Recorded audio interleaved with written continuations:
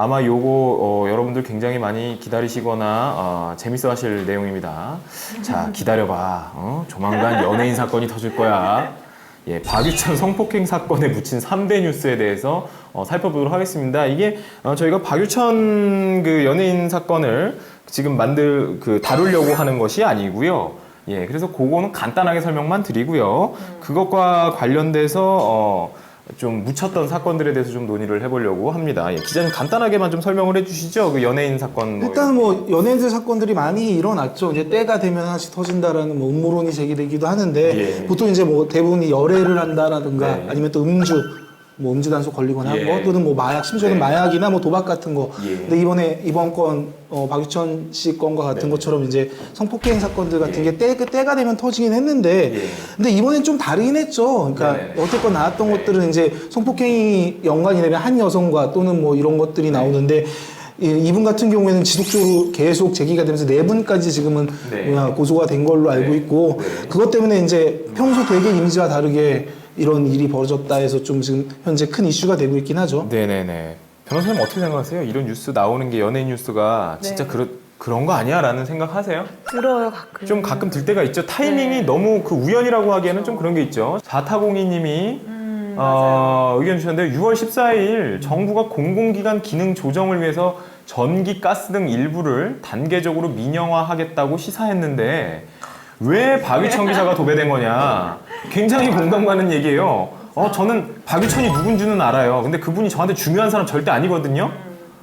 그리고 그분하고 성관계를 맺었다는 여자도 저한테 중요한 사람이 아니에요. 물론 성폭행을 당했다고 하니까 이게 연예인이고 유명 연예인이고 해서 기사화 된다는 거는 알겠어요. 사람들이 가십거리로 좋아하니까 광고 효과는 있겠죠. 거기 기사에 붙어있는. 근데 언론이 해야 될 역할 중에는 공공기관 기능 조정을 위해서 전기가스 민영화되는 거 이거 대단히 큰 문제고 중요한 문제인데 오히려 박유천 기사가 도배가 되는 이런 상황이 벌어졌단 말이에요. 흔히 그러니까 여태껏 계속 그래왔던 것 같아요. 예. 이걸 이제 음모론적으로 따졌을 때 어떤 기사를 가리기 위해서 연예인 사건이 터지지 않느냐라고 의혹을 제기하는 측도 있는 반면에 그때마다 또 연예인 그러니까 제가 봤을 때는 요즘 들었을 때 그러니까 요즘 세대 같은 경우에는 대중적인 관심, 대중문화 이런 영역 자체가 되게 커졌고 네. 또 이분들의 관심과 관련된 것들이 이제 일반 시민들 독자들의 관심을 훨씬 더 많이 갖다 보니까 네. 그러다 보니까 뭐 작은 이슈 하나만 터져도 엄청나게 크게 부풀려지고 또 그게 크게 보도가 되고 예. 이렇게 되는 게 아닌가 싶기도 해요. 자, 그러면 이제 기자님이 이제 아주 자세하게 시원하게 설명을 해주실 텐데요. 우리 지금 이 박유천 성폭행 사건이 아니었더라면 굉장히 신문 1면을 도배하고 난리가 났어야 될 사건으로 보여지지만 그렇지 않고 조용히 묻힌 사건들에 대해서 저희가 시원하게 한번 좀 공론화 시켜볼 필요가 있어서 준비를 해봤습니다. 기자님이 좀 하나씩 좀 천천히 설명해 주세요. 우리 기자님 또 급해지시거든요. 말씀이 막 빨리 한마디라도 더 전달해드리고 싶으셔가지고 하시는데 천천히 설명을 좀 해주시죠. 자, 일단 이번에 이제 박유천 사건이 터지면서 관심이 그쪽으로 집중되면서 묻혔다라고 얘기하는 기사들은 솔직히 좀 관점에 따라서는 묻혔다기보다는 이 기사들의 경중이 어느 정도 되는지는 또 한번 생각해 볼 필요도 있긴 하지만 그래도 이제 일부에서 의혹이 제기된 부분을 얘기를 하자면 첫 번째는 방위사업체에 관련된 부분이 있죠. 방위사업청에서 업체를 잘못 뽑아서 그 신종 전투기 F-16이죠. 네. F-16K 관련된 수리비가 엄청나게 잘못 나가서 혈세가 한 8천억 가까이가 낭비가 됐다라는 기사. 8,900만 달러. 그러니까 8,900억 그죠? 예, 천억 정도를 날리게 됐다라는 그런 기사가 있었는데 이게 이번 박유천 사건 때문에 묻힌 게 아니냐라는 말이 나오고 있고요. 또 하나는 방금 아까 말씀하셨던 것처럼 전기가스 민영화 에너지 분야 관련돼 가지고 이제 정부가 대수술을 하겠다. 이 부분도 엄밀히 따지면 민영화를 하게 되면 이제 가스값이나 이런 것들이 공공요금이 오르게 되는 게 아니냐라는 그래서 되게 중요하고 바닥 민심과 밀접한 관련이 있는 기사임에도 불구하고 박유천 사건 이때가 공교롭게 같이 이런 것들이 보도되면서 이쪽에는 관심이 덜 간 게 아니냐라는 의혹이 제기됐고요. 그다음에 하나 더는 이제 옥시와 관련된 거 지금 저는 솔직히 말해서 옥시는 묻혔다기보다는 계속 진행 중이라고 봐야 되긴 하겠지만 그래도 좀 묻혔다 같은 시각대에 보도되면서 좀 묻혔다라고 하는 게 옥시 전 대표 존리 영장을 청구를 했었는데 영장이 기각됐죠. 뭐 도주료도 없고 이렇다면서 법원에서 영장을 기각해버렸는데 이거와 관련돼서도 아니 어쨌든 사람이 많이 죽었는데 그 피해자가 여전히 고통스러워하고 있는데 그거를 핵심적으로 어쨌든 지시하고 그 문제 상품을 팔게 했던 그 사람을 구속하지 않고 뭔 재판을 하겠냐 그다음에 뭔 수사를 하겠냐 이런 뭐 다양한 의견들이 나와야 되는데 박유천 기사 때문에 그냥 쑥 네. 지면 수면 아래로 좀 묻힌 경향이 없지 않아 있죠. 첫 번째 뉴스는 일단 혈세 1,000억에 대해서는 아까 어떤 분이 나는 관심 없다. 뭐 박 씨가 중요하지 않나라는 젠틀녀님 그다음 관심 없어 박 씨가 중요하지 않나라고 했는데 박 씨보다는 제 주머니에 있는 현금이 저는 더 중요하거든요. 근데 제 주머니에 있는 현금은요 국가에다 세금을 내고서 받은 돈이에요. 세금을 띄고 받은 돈이에요. 그러니까는 세금을 안 냈으면은 내 주머니에 있어야 될 돈이 지금 거기 가 있는데 그 중에 1,000억이 날라간 거예요. 1,000억이. 물론 내 돈 1,000억 바로 줘갖고 날린 게 아니라고 할지 모르겠어요. 그렇지만 우리 돈 1,000억을 날렸단 말이에요. 정부가 그냥 그 어처구니 없는 실수 몇 개 가지고.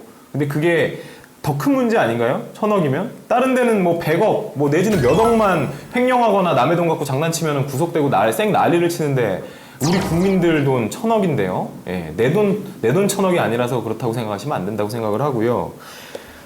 두 번째 전기가스 민영화 부분은 어떻게 생각하세요? 변호사님은 전기가스가 민영화로 되면 어떤 문제가 발생할 것 같아요? 뭐 우리한테?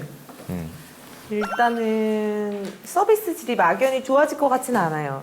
그게 좋아질 것 같지는 않다, 뭐든지 오히려. 경쟁이 된다라고 해서 그게 뭐 아무나 뛰어들 수 있는 분야가 아니잖아요. 예. 어느 정도의 자본력을 갖춘 기업만이 그거를 참여할 수 있을 거고 네.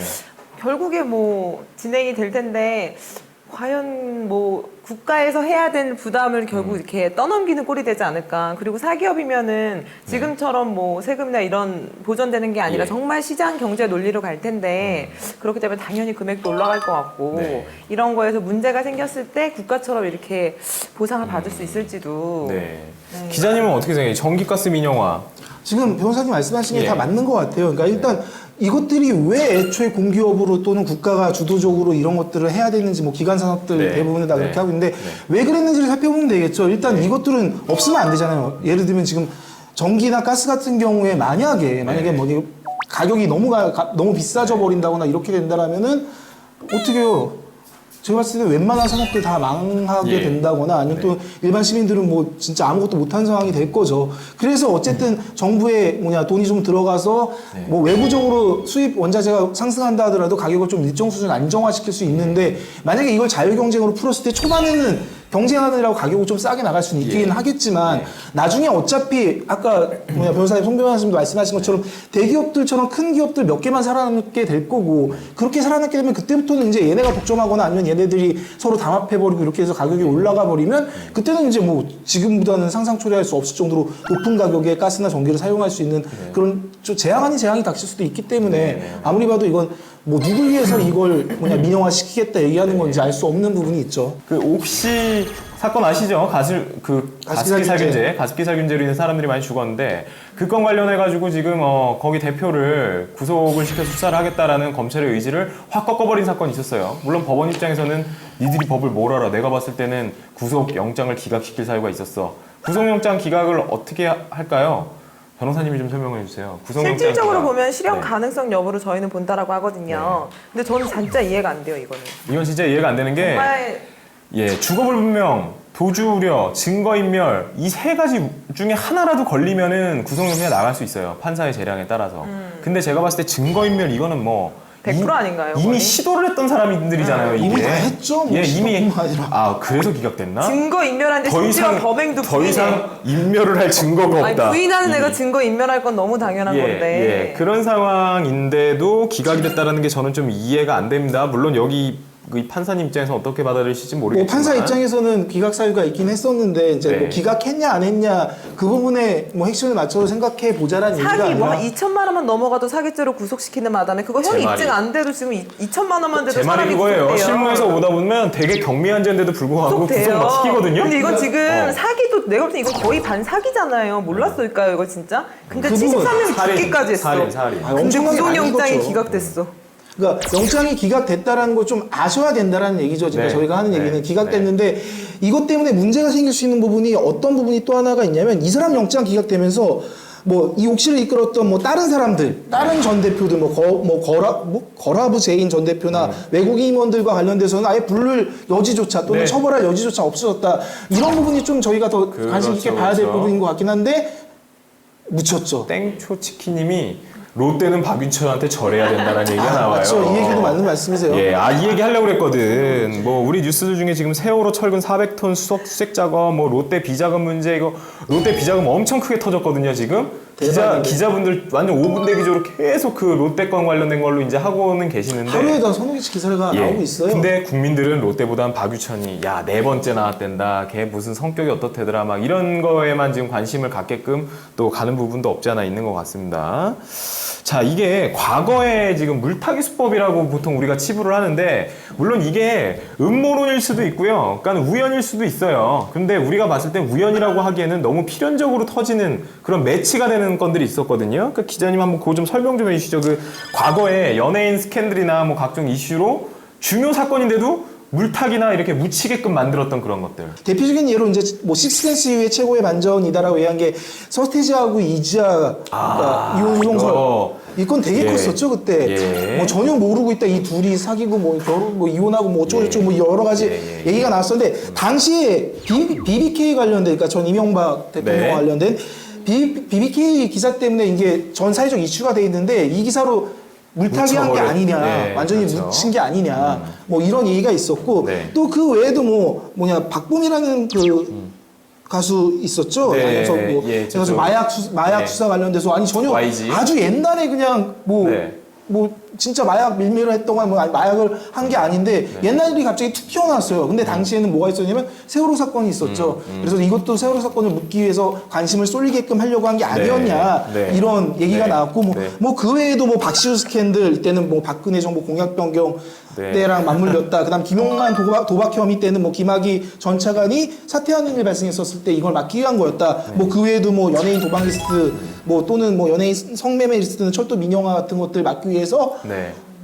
물타기 한 게 아니냐 이런 얘기가 나오는데 솔직히 언론계에 종사하고 있으면서 네. 그러니까 솔직히 저희 입장에서는 이게 막 기자 입장에서는 잘 몰라요. 이게 물타기인지 아닌지. 왜냐면 네. 저희는 자기 출처에 있는 기사만 쓰고 네. 그거를 배치하거나 이런 보위 쪽이나 뭐 윗분들이 하시는 그러니까 저희 말로는 편집 권한을 갖고 계신 분들이 하시는 거죠. 그렇죠. 아젠다를 빌딩하거나 편집 권한을 세팅하는 갖고 계신 분들. 것들은 뭐 편집국장 이하의 뭐 부장급 이상들이 갖고 있는 거기 네. 때문에 뭐 저희는 그때그때 기사 쓰는데 정신없긴 한데 이제 나중에 지면이나 또는 방송 9시 뉴스 메인 뉴스나 이런 데에서 아니 오늘 이게 제일 중요한 거 아니야 했는데 그게 아니라 갑자기 뭐 지금처럼 배우천 사건이 박유천, 탁 네. 나온다 박유천 사건이 탁 나온다거나 아니면 뭐 서태지 사건이 딱 나온다거나 이러면은 일단은 좀 허망한 경우가 많이 있기는 하죠. 네네. 기자들 입장에서도. 어찌됐든 뭐 지금 말씀해주신 사건들 아마 기억하실 거예요. 근데 이게 우연이든 뭐 필연이든 간에 일반 국민들 입장에서는 이제는 하도 이게 음모론이 많이 제기가 돼서 그런지 몰라도 실제 진짜 아니라고 하더라도요. 이런 타이밍에 이런 기사 터지면요.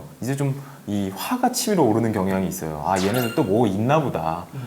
지금 뭘 감추려고 하는 걸까라는 의심을 하게 되거든요. 그러니까 정부는 야 우린 정말 그런 적 없어. 우린 정말 우리가 더 피해자라고 하시지 마시고 좀 잘 하시고 그리고 기자분들도 국민의 알 권리를 위해서 굉장히 공익적인 성격을 갖고 계신 분들이잖아요. 그래서 정말 목숨 걸고 취재하시는 분들 대단히 훌륭하신 기자님들 많으시거든요. 근데 어디서 돈 몇 푼 받고서 기사 이상한 거 써가지고 물타기 하는데 그런 기사들 내보내고 아니면 기존에 갖고 있던 기사 팔아먹으려고 그러고 이거 물타기 하는데 쓰실래요? 뭐 이런 거 하시는 분들은 좀 사회에서 없어져 버려야 되는 게 아닌가 하는 생각이 듭니다. 이거 터지면 예. 기자님 그거 쓰세요. 요거 때문에 묻힌 사건 베스트 3 이러면은 그거 치면 나오잖아요, 제로. 네, 그렇죠. 잘 팔릴 것 같아. 네, 그것만 더 잘 팔릴 수도 있어요, 진짜로. 책을 내든지 간에. 그래서 요거는 여기까지 여러분들 살펴보고요. 예, 당부의 말씀을 드리면 뒤에 있는 기사도 꼭 살펴보시라라는 말씀을 드립니다.